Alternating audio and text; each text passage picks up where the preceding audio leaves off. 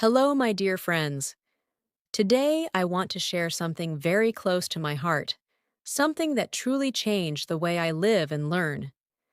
It's about how to speak English alone. Yes, without a partner, without a classmate, and without even a speaking club. I know many people want to become fluent English speakers, but they don't always have someone to practice with. I've been there. I know the frustration. That's why I feel this story can help anyone who wants to know how I did it, how I trained myself to speak English confidently, even when I had no one to talk to.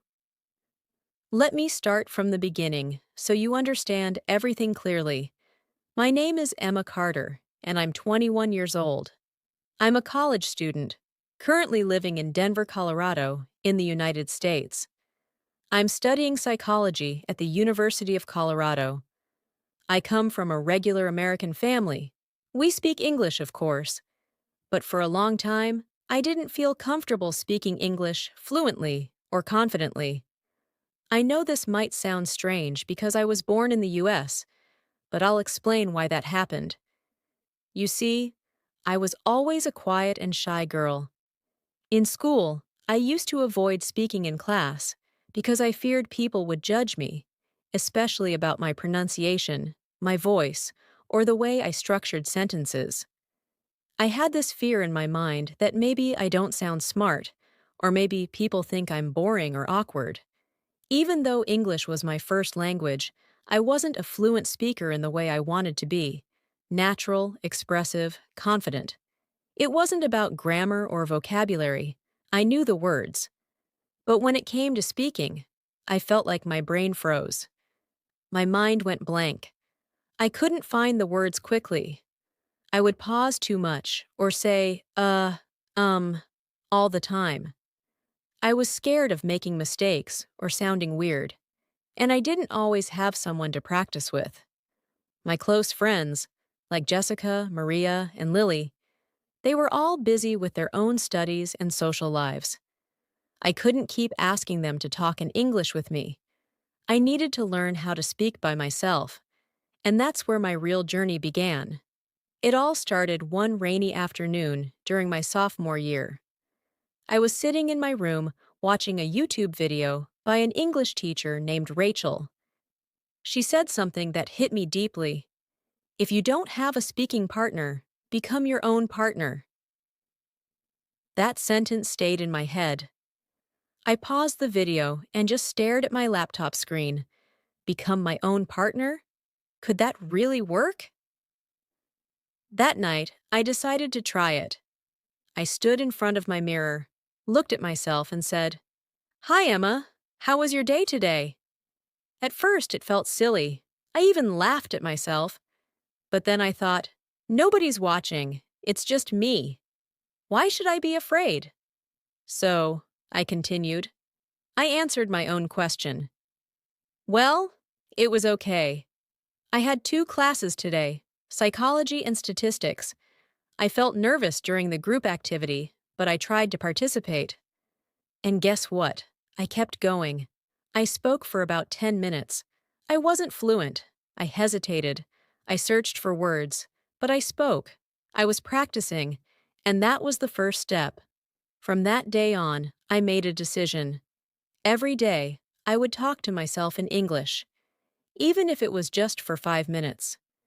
I created a personal routine that helped me turn this into a habit. Let me share what I did in full detail so you can do the same. 1. Mirror speaking practice. Every morning before class, I stood in front of the mirror and had a conversation with myself. I talked about my plans for the day, what I was feeling, what I dreamt about, or even random topics. For example, today I have a quiz in sociology. I studied, but I'm still a bit nervous. I hope I remember everything. Or, I watched a movie last night, The Pursuit of Happiness. It made me cry. I want to be as strong as that man someday.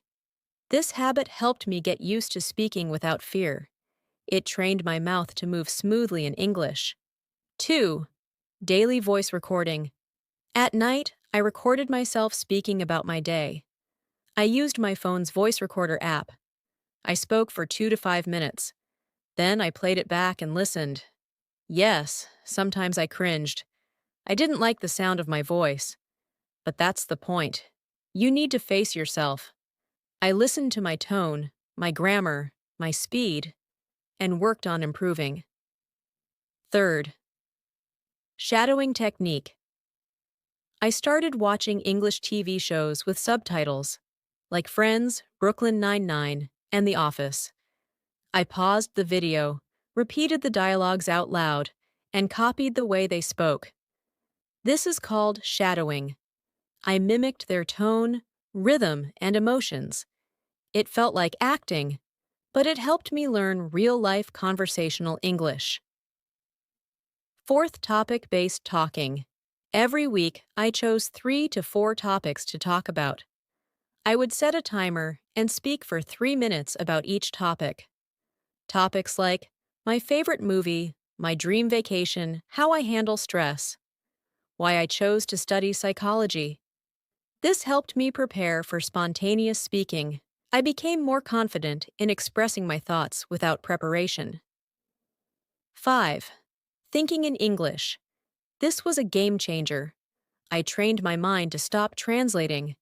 Throughout the day, I started thinking in English. For example, instead of thinking, "Muja pani chahiye" or "Necesito agua," I just thought, "I need water." Every small thought, "Where's my bag?" "I should call mom." "What should I eat today?" I started saying them silently in English. 6. Talking to objects.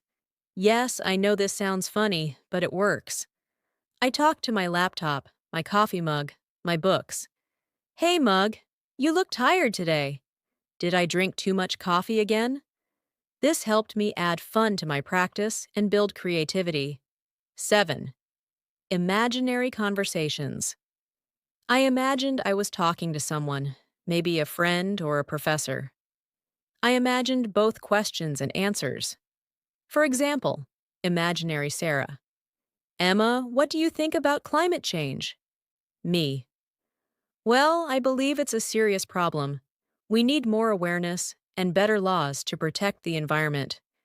This technique helped me prepare for real conversations in class and interviews. Over time, something incredible happened. I began to enjoy speaking. I became more expressive, more relaxed. People noticed the change. My friend Maria said, "Emma, you talk so confidently now. Did you join a speaking club?" I smiled and said, "Nope. I just talk to myself, a lot." And you know what? Speaking alone made me feel stronger. I didn't need to wait for someone to practice with. I didn't need permission or a perfect moment. I created my own space, my own practice, my own confidence. Now, I can walk into a classroom and share my opinion without fear. I can give presentations, lead group discussions, and even help others who struggle to speak. I feel proud, not because I'm perfect, but because I never gave up. After I shared my story with a few of my classmates and online in a student blog, I received so many messages. Some people were surprised that I, a girl born and raised in the U.S., struggled with spoken English. Others said, "Emma, this is exactly how I feel too." I understand English, but I freeze when I speak. It made me realize this problem is not just for non-native speakers. Speaking fluently and confidently is a separate skill that requires its own practice. I didn't stop my habit after becoming more confident. In fact, I started enjoying it more. Talking to myself became part of my lifestyle. It wasn't just about improving English anymore. It became my self-therapy. Sometimes I would come home after a stressful day at college, and before even touching my phone or checking Instagram, I'd sit in my chair, look out the window, and say aloud, "Emma, how do you feel right now?" And then I'd answer honestly, "I feel tired. My group project stressed me out. I felt unheard during the meeting. I wanted to speak up more, but I didn't know how to interrupt politely. Then I'd reflect, speak more, maybe practice some polite ways to interrupt in conversations. Excuse me, may I add something here? I'd like to share a quick thought if that's okay. I wasn't just improving my English. I was improving my communication, my emotional expression, my social confidence. I started creating mini situations in my mind, like talking to a professor, ordering food at a new restaurant, giving a tour to international students, or even speaking in a job interview. I created imaginary situations and acted them out. One day, I stood in my room and imagined I was giving a TED Talk. I smiled, took a deep breath, and said, "Good evening, everyone. My name is Emma Carter, and today I want to talk about something we all do, but rarely talk about: self-conversation. Yes, that voice in our head. What if we made it stronger, kinder, and more confident?" I laughed while saying it. I felt powerful. It was fun, and more importantly, I was improving every single day. One afternoon, my roommate Lily walked in while I was doing my mirror talk. She gave me a funny look and said, Um, Emma? Are you okay?" I giggled and explained everything to her. To my surprise, she said, "Can I try that too?" And just like that, we both started doing English speaking challenges together, still alone, but encouraging each other. She started recording her voice too, and after a month, she told me, "Emma, this helped me more than any class I've taken. I realized something powerful. You don't need the perfect environment to grow. You just need a little intention and the courage to begin alone." Later that semester, I joined a university event called Student Talks. It's like a mini TEDx event where students share real-life stories. I applied with the topic, "How I Learned to Speak English Alone." I was nervous, but I knew my story was real. It wasn't perfect, it wasn't dramatic, but it was honest. The day of the event, I stood on stage, lights bright, heart racing. I looked at the audience, mostly students, some professors. My hands were cold, but I remembered my mirror, my voice recorder, my imaginary conversations. I told myself, "Emma, you've done this 100 times. This is just one more." And then I spoke. "Hi, everyone. I'm Emma Carter, and I want to tell you something simple. If you don't have someone to practice English with, become that someone." The room was quiet. Then, slowly, I saw heads nodding. Some smiled. Some looked surprised. I shared my entire journey: the mirror talks, the voice notes, the imaginary TED Talks, and the emotional growth. When I finished, I got applause. But more than that, I saw people inspired. A few came up afterward and said, "I'm going to start tonight, just like you." It's been over a year since I began this journey. Now, I don't just speak English fluently, I speak with heart. I help other students, especially international ones, to start speaking without fear. I host small practice circles every Saturday where we all take turns speaking, some aloud, some even begin by whispering. That's okay. Everyone has their own start. Speaking English alone gave me 3 gifts. 1. Confidence in my voice. 2. Clarity in my thoughts. 3. Comfort with myself. Today, I still talk to myself. When I walk to campus, I whisper small thoughts in English. When I cook dinner, I explain my recipe out loud. When I'm sad, I ask myself how I feel and answer in words. As the years went by, my journey of speaking English alone evolved into something much bigger than I ever imagined. What started as a simple daily habit became a door opening to new friendships, unexpected opportunities, and a deep sense of purpose. Let me tell you about one of the most meaningful chapters yet: how I ended up supporting an international student named Ana Rodriguez, and how together we grew, learned, and laughed in imperfect, magical English. It was the start of the fall semester when I first met Ana. She'd come to Denver from Madrid to study computer science. On her very first day, I noticed her sitting alone in the student lounge, headphones in, eyes on her phone. Later, I learned she was watching videos in English, just like I used to do, but she looked nervous to talk. During a break between classes, I walked over and said, "Hi, I'm Emma. Mind if I join you?" She smiled shyly, nodded, and we started chatting. Her voice trembled slightly. I, I'm trying to practice my English, but I get stuck. I recognized that feeling all too well. Without missing a beat, I told her, "Let me share my secret." I pointed to my reflection in the lounge's glass wall and said, "That's my first speaking partner." I explained the mirror practice, the voice recordings, shadowing dialogues, and imaginary conversations. Anna's eyes lit up. She asked if she could try. The next morning, I invited her to join my Saturday practice circle. Her first attempt was quiet, barely above a whisper, but she made it, and that was the victory. Over the next few weeks, Anna and I met every weekday after class in an empty classroom. First, we'd do mirror practice side by side. "Good afternoon, Anna. How are you feeling about your algorithms homework?" Um, I feel overwhelmed, but I will manage." We would giggle at the awkward pauses, then try again, smoother, until our voices flowed a little more freely.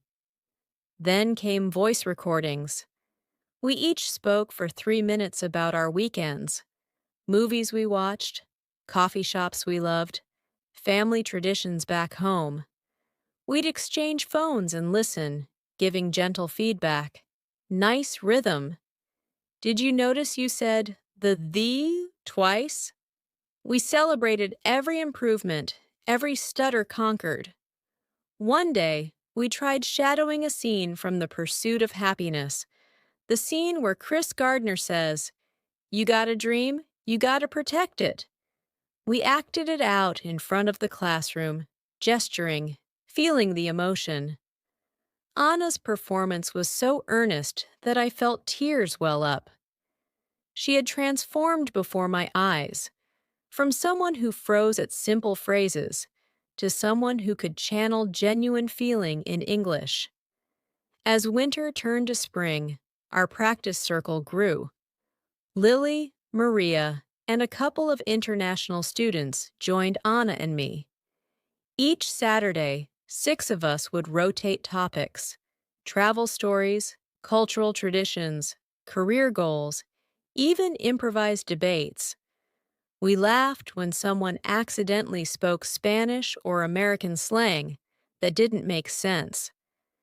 We corrected each other kindly. We pushed each other to speak longer, to describe more vividly, to ask follow-up questions. One evening, Anna came to me, eyes shining. "Emma, I have a job interview next week. It's with a tech startup here in Denver. I'm excited but terrified." I smiled and gave her my best confident Emma pep talk. "Treat it like our practice circle. Prepare some key points, role play the interview questions, and remember to breathe. If you stumble, just pause, smile, and keep going." We spent 2 hours in my room, Simulating the interview. Tell me about yourself. What's your greatest strength? Why should we hire you? By the end, Anna was pacing confidently, responding fluidly, even asking her own questions. How does your team handle tight deadlines? Interview day arrived. I waited anxiously for her text. When it came, it read, "I got the job." They loved how I answered in English. I jumped up, cheered, and then realized this was the true power of speaking alone. It wasn't just about personal confidence, it was about opening doors for others. Watching Anna succeed made me reflect on how far I'd come and how far my little habit could reach. Speaking English alone gave me a toolkit, but teaching it to someone else turned it into a gift. I began volunteering at the university's International Student Office, offering weekly workshops on solo speaking practice. I shared worksheets outlining mirror prompts, lists of shadowing videos, journaling exercises to think in English. By the time I graduated, I wasn't just Emma Carter, the psychology student. I was Emma Carter, the student turned mentor, the girl who learned to speak English alone and then helped dozens of others find their voices. At commencement, when they called my name, I walked up to the podium, paused, and thought back to that first mirror talk. Then I spoke my valedictory address entirely in English, clear, confident, and heartfelt.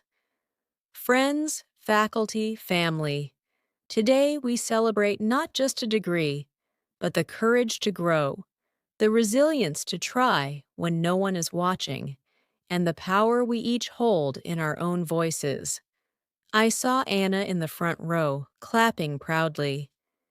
Here are several proven tips and tricks, each explained in full detail, that will help you turn solo English, speaking from a daunting task, into a natural, rewarding habit. You can mix and match these techniques to fit your lifestyle and learning goals. 1. Build a daily mirror monologue. Habit. What it is. Every day, spend 3 to 5 minutes talking to yourself in front of a mirror. How to do it. Pick a prompt. Today I feel my plans for tomorrow, or my opinion on, and speak continuously until the timer ends. Why it works. Seeing your own facial expressions and mouth movements helps you self-correct pronunciation, posture, and eye contact as if you were speaking to someone else. 2. Record and review your voice. What it is. Use your phone's voice recorder or a free app to capture 2 to 3 minute snippets of yourself speaking. How to do it. Choose a topic, e.g., describe your favorite movie. Hit record and speak without stopping. Play back immediately, noting filler words, like, pacing, too fast or slow, and intonation, flat versus expressive. Re-record trying to improve one or two things, e.g., remove two ums, add rises at sentence ends. Why it works. Listening back gives you objective data on exactly where you hesitate or overuse certain words and lets you hear your progress over time. 3. Shadow native speakers. What it is. Mimic lines from movies, TV shows, podcasts, or speeches as closely as possible, matching rhythm, pitch, and emotion. How to do it. Select a short clip, 10 to 20 seconds. Listen once for meaning. Play again and speak along with the speaker, shadowing their words in real time. Repeat until you no longer lag behind or mispronounce. Why it works. You internalize natural speech patterns, linking sound to meaning, and train your mouth to move in native-like ways. 4. Use topic-based timed talks. What it is. Give yourself a timer, 1 to 5 minutes, to speak unbroken on a chosen subject. How to do it. Write or select 3 to 5 topics for the week, e.g., travel dreams, study strategies, weekend recap. Each morning or evening, set a timer and speak aloud on the day's topic. No pauses, no notes. Afterward, jot down any difficult words you stumbled over for targeted review. Why it works. Forces you to think on your feet, simulating real conversations or presentations. Builds fluency under time pressure. 5. Think and whisper in English all day. What it is. Consciously shift your internal monologue into English. How to do it. Narrate small actions. I'm making coffee feels warm. When planning, formulate your thoughts in English. Tomorrow, I need to email my professor. If you're in a public place, quietly describe what you see. The bus is late again. Why it works. Breaks the habit of mentally translating from your native language, creating a direct English thinking pathway. 6. Leverage technology. Smart speakers and speech to text. What it is. Use devices like Alexa, Google Home, or your smartphone's dictation feature to practice. How to do it. Ask your smart speaker questions. Hey Google, what's the weather? Then respond naturally. Use your phone's speech to text in notes. Speak a paragraph and see how accurately it transcribes. Why it works. Provides instant objective feedback on pronunciation and clarity. If it mishears you, that pinpoints an area to improve. 7. Create imaginary Q&A sessions. What it is. Role-play both sides of a conversation, questions and answers. How to do it. Write down or imagine common questions. What do you like about your hometown? Answer them aloud, then reverse roles and ask follow-ups. That's interesting. Can you tell me more? Why it works. Prepares you for real dialogue, teaching you to ask and respond dynamically rather than simply reciting monologues. 8. Keep an English-only journal. What it is. Every evening, write 3 to 5 sentences summarizing your day in English. How to do it. Describe events.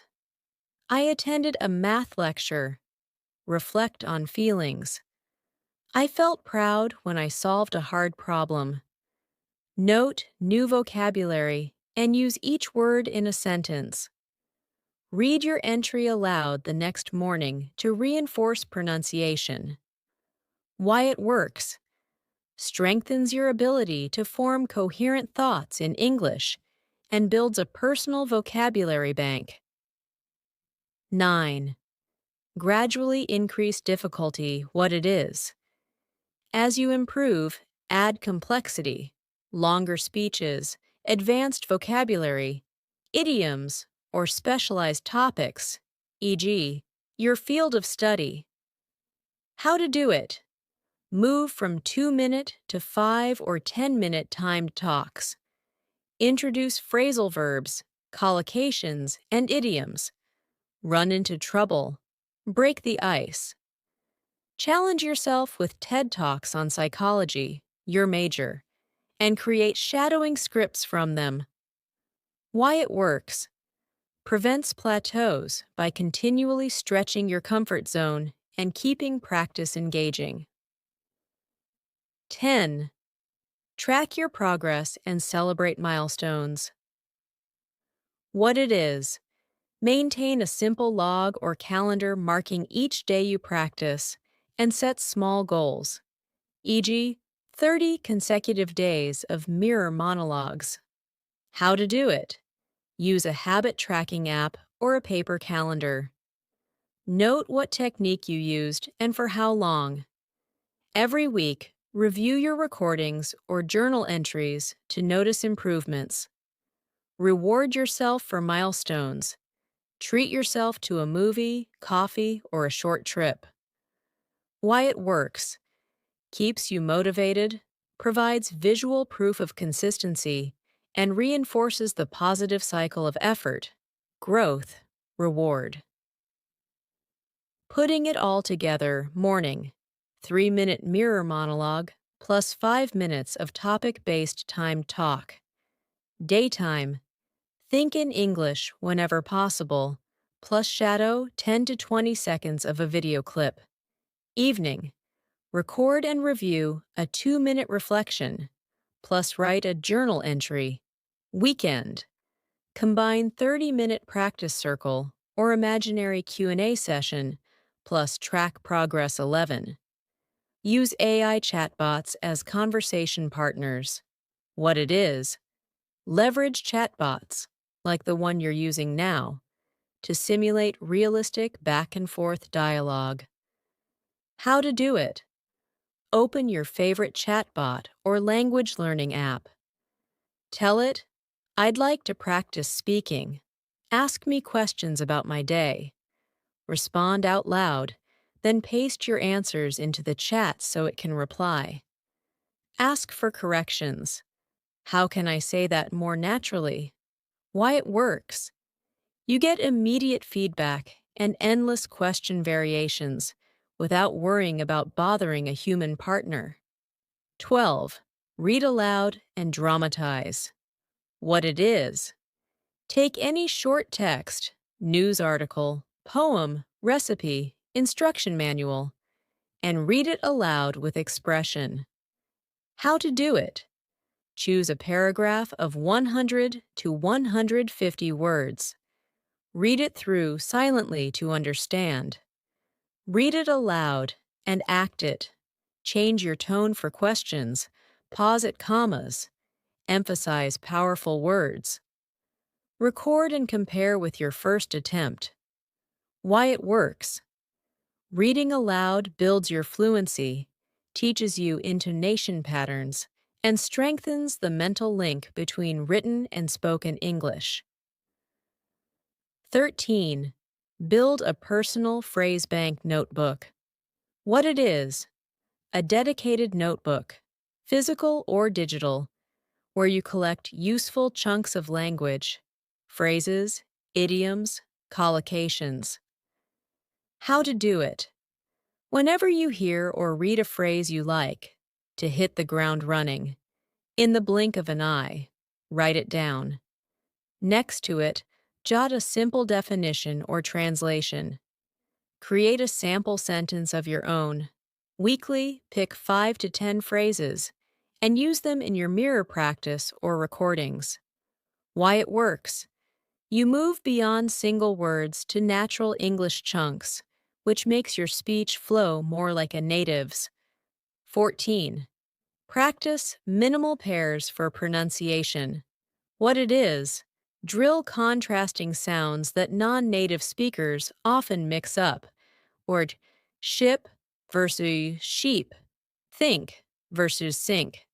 How to do it? Make a list of minimal pairs common in your accent group.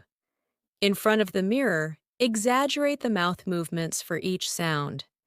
Say each pair slowly, then at normal speed, focusing on clarity. Mix them into short sentences. I'd like a sheep in the shipyard. Why it works: fine-tunes your ear and your articulators, reducing misunderstandings and boosting confidence. 15. Create video vlogs, video diaries. What it is: record short video entries, 1 to 3 minutes, of yourself speaking on camera about your day, thoughts, or lessons learned. Use your phone or laptop. No fancy equipment needed. Choose a theme for each vlog. My study routine, what I learned this week, or my favorite campus spot. Film yourself speaking naturally. Look at the lens as if it's a friend. Rewatch and note areas to improve. Posture, eye contact, pace. Why it works. Adds the visual dimension, gestures, facial expressions that mirror practice can't capture and gives you a record to watch your own progress. 16th, turn news headlines into short speeches. What it is, use today's top stories as prompts to craft and deliver 1-minute impromptu speeches. How to do it. Pick 3 to 5 headlines from a news website. For each, take 30 seconds to plan. What happened, who's involved, why it matters. Hit record and explain the story in your own words, like you're a news anchor. Compare to the original article to see if you missed any key points or vocabulary. Why it works. Trains you to organize thoughts quickly, use journalistic language, and develop a more authoritative speaking style. 17. Host a solo debate night. What it is. Pick a debatable statement and prepare both for and against arguments. Then speak each side for 2 to 3 minutes. How to do it. Choose a simple motion. Social media does more harm than good. Draft 2 bullet point lists. Pros and cons.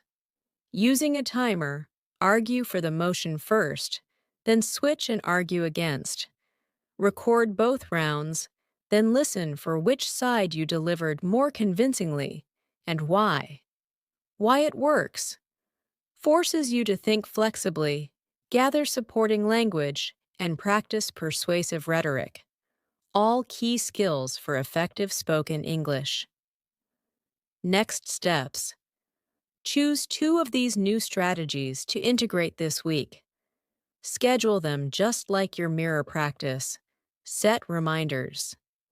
Combine them with your existing routine, e.g., video vlogs every Wednesday, minimal pair drills every Friday.